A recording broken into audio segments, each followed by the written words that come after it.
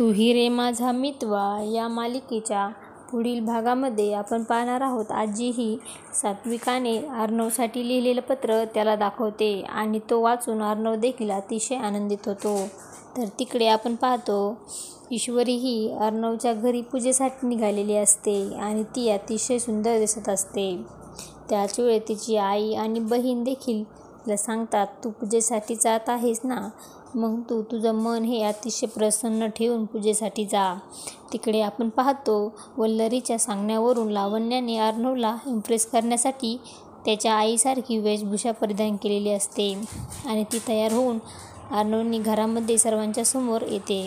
त्याच वेळेस वल्लरी ही तिला पाहताच बोलते, लावण्या किती सुंदर दिसत आहेस, एकदम सात्विकाच या घरामध्ये आल्यासारखे वाटत आहे.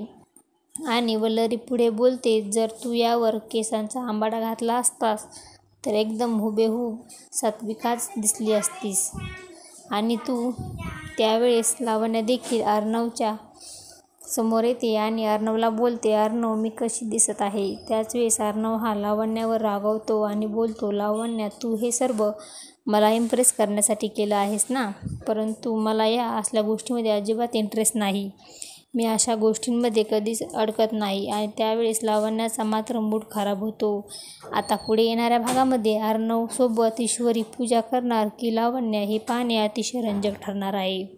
तू ही रे माझा मितवा या मालिकेच्या सर्व अपडेट्स पाहण्यासाठी आपल्या चॅनलला लाईक करा, शेअर करा आणि सबस्क्राईब करायला विसरू नका. धन्यवाद.